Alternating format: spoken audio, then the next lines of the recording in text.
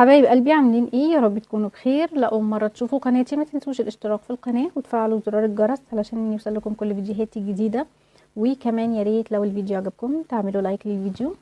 بالنسبة لحبايبي واصحابي على فيسبوك ما ننساش نعمل لايك للفيديو، متابعة للصفحة وشير للفيديو. طيب هنعمل مع بعض النهاردة قراءة، هنشوف مع بعض ليه حبيبك سابك، ليه بعد عنك، ايه سبب البعد، ايه سبب الخلاف. هنشوف يا ترى هيفوق لنفسه وهيرجع لك ولا هيفضل زي ما هو ندمان ان هو سابك وبعد عنك ولا عادي. وهنشوف زي ما قلت لكم اختفائه ده سببه ايه، او البعد ده سببه ايه. فهنشوف مع بعض. بسم الله.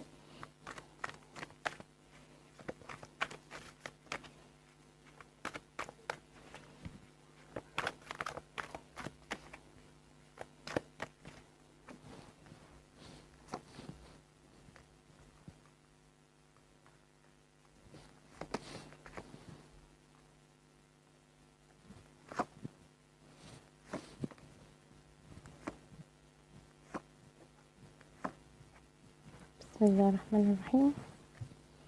ماشي هنبتدي مع بعض حبايبي. طيب شايفة ان الشخص ده بداية كده جرحك جرح كبير جدا. الشخص ده اذاك نفسيا كتير جدا، جرحك جرح كبير جدا وهو حاسس بالذنب. تمام، لان هو عارف ان هو جرحك وعارف وحاسس بألمك. وشايف ان انت يعني ان انت كنت مستعد ان انت تكمل معاه. تمام. لكن شايفة ان ممكن كمان البعد او اللي حصل ما بينك وما بينه ممكن ما يكونش بسببه هو لوحده. ممكن شايفة ان ممكن يكون في تدخل خارجي ما بينك وما بينه. شايفة ان انتوا كنتوا منسجمين مع بعض لأبعد الحدود وبعد كده الدنيا اتأزمت او حصل مشكلة. شايفة كمان ان في شيء قوي او في رابط قوي جدا ما بينك وما بينه. يعني في رباط قوي او علاقة وطيدة ما بينك وما بينه. شايفة ان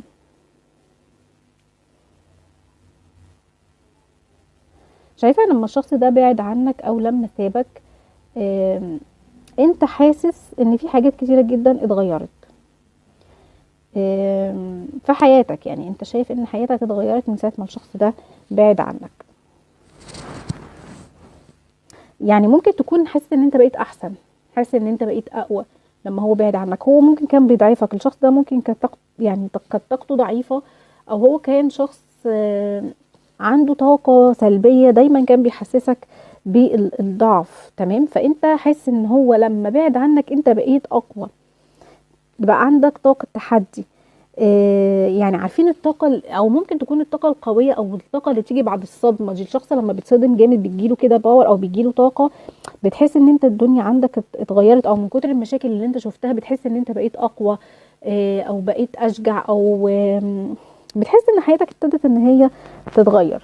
تمام، فشايفه ان انت عندك تغيرات، شايفه ان يعني اللي حصل ده هيعمل تغيرات في حياتك. شايفه ان حياتك ابتدت تتحسن، وشايفه ان حياتك بقت ماشيه للاحسن. بس برضو في نفس الوقت انت قافل على نفسك.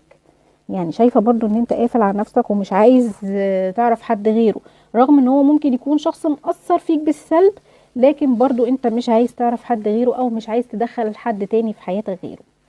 طيب شايفه ان انت هتتجنن هتتجنن هتتجنن، عايز تعرف ايه سبب بعده عنك، ليه هو سابك. طيب خلي بالك انت بتدور ورا الموضوع ده او عايز تعرفه، وشايفه ان انت هتعرفه. يعني انا شايفه ان انت هتعرف او هتكتشف السر في البعد او سبب البعد اللي ما بينه وما بينك، او البعد ما بينك وما بينه ده حصل ليه. تمام، او هتعرف ان مثلا في سبب هو اللي دفعه ان هو يسيبك. تمام، يعني هتعرف الدنيا فيها ايه. طيب هنشوف طيب ليه هو سابك او ليه هو بعد عنك.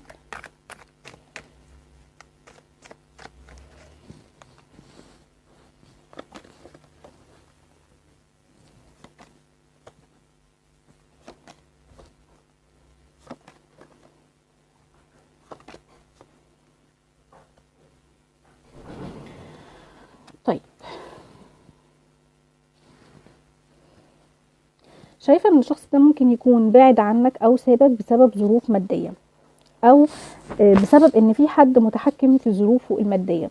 انا شايفه ان العلاقه دي يعني بنسبه كبيره جدا سبب العارض الرئيسي فيها او السبب الرئيسي فيها في البعد ان هو في تحكمات او في اطراف متدخله. تمام.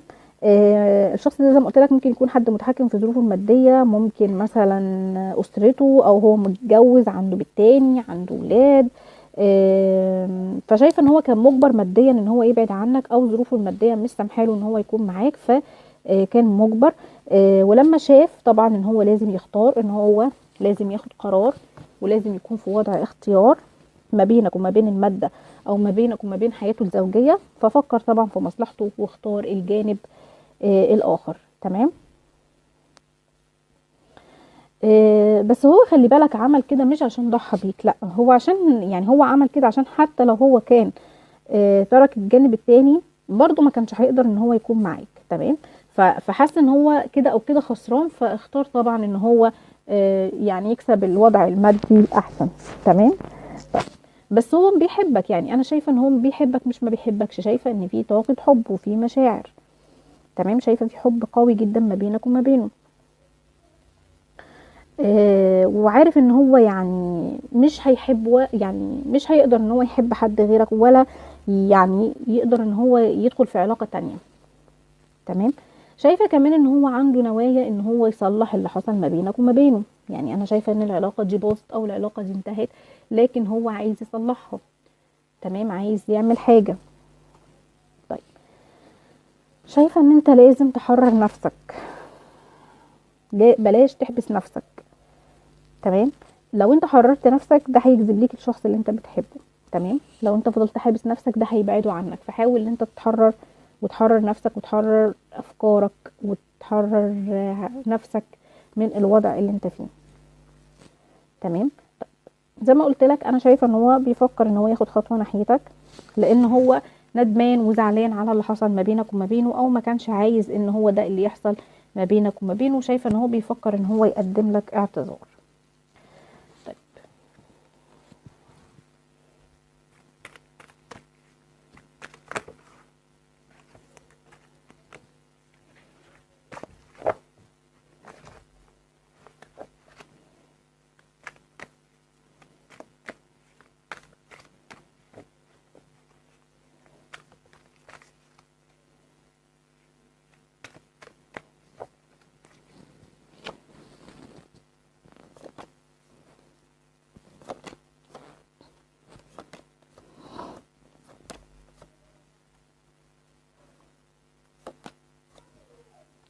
طيب.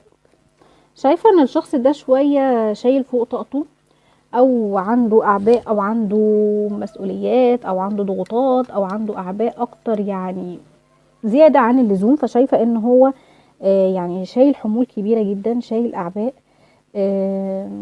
او شايل شنطة تقيلة قوي، او شايل شيلة تقيلة قوي عليه. مش عارف يعمل ايه، مش عارف يروح فين، حاسس ان هو مضغوط. بيفكر في كل حاجة حواليه، يعني تعبان من كتر التفكير. كمان بيفكر فيك وبيشوف انت قد ايه اديت له حب واهتمام. تمام. طيب.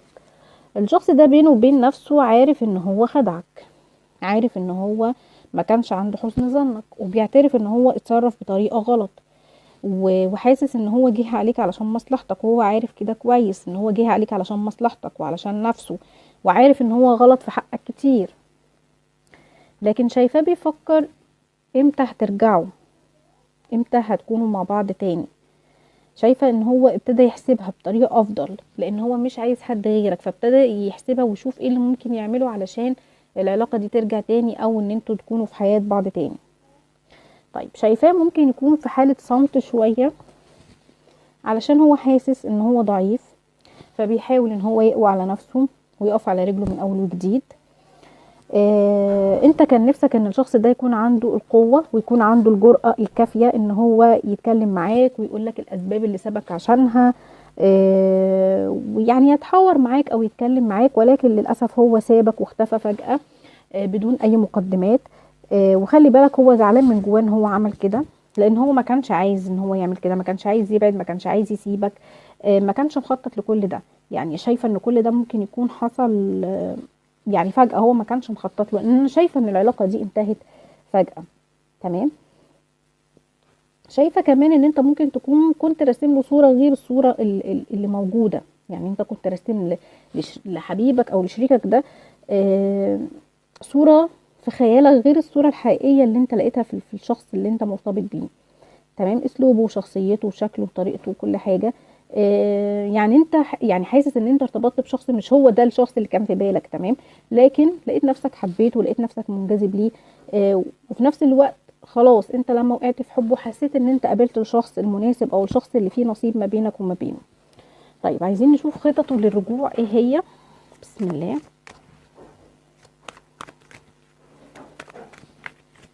هنشوف مع بعض خططه للرجوع ايه هي. ايه هي الخطط اللي هو حاططها علشان يرجع من خلالها.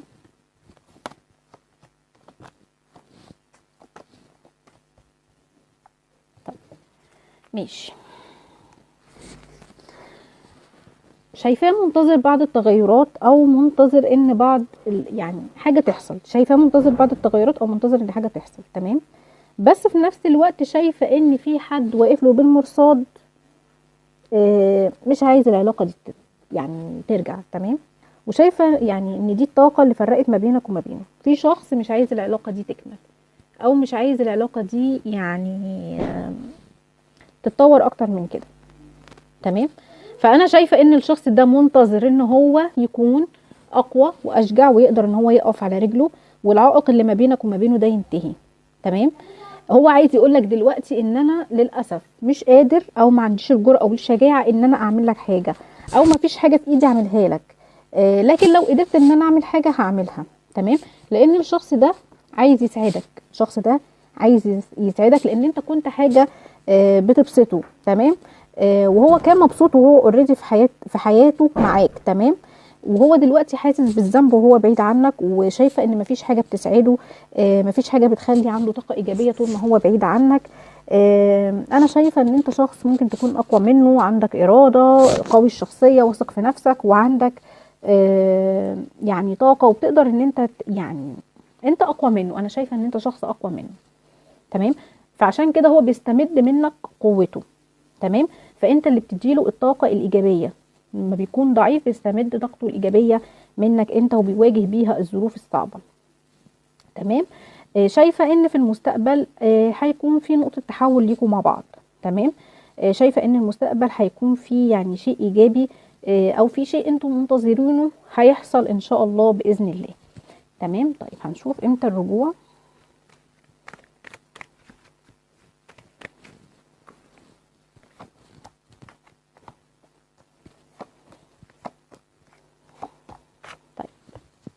هو شايف ان حياته متوقفة عليك.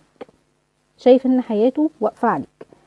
عايز يقولك انت ممكن تكون شايف ان انا عايش حياتي بالطول والعرض لكن انا مش مبسوط وانت بعيد عني. شايل المسؤولية شايل الهم شايل الذنب مش مبسوط. كل حاجة هو عايزها مش عارف يطولها. شايفة ان هو هيحاول ان هو يعمل حاجة او هيحاول ان هو يعني ياخد موقف وهو لازم ياخد خطوة ولازم يعمل حاجة. شايفة ان هو بيفكر او بيفكر في طاقة تفكير قوية جدا. بيفكر ان هو يتواصل معاك وعايز يقنعك ان هو يدخل في حياتك مرة تانية. وعايز ياخد حقه وعايز يتحدى الظروف. شايفة ان العلاقة ما بينك وما بينه قوية جدا. شايفة ان هو هيحاول ان هو يكون قوي ويحارب الظروف والصعاب والمشاكل اللي ما بينك وما بينه علشان يكون معاك. لان هو ندمان ان انت بعيد عنه او ندمان ان انت مش موجود في حياته دلوقتي وبيفكر اوريدي في خطوة او في نقلة ان هو يعني يوصل ليك او ان هو يرجع لك تاني. تمام. طيب حبايبي دي كانت قراءتنا النهارده. اتمنى يا رب انها تكون عجبتكم. يا ريت لو الفيديو عجبكم ما تنسونيش في لايك وشير وكومنت حلو. باي باي.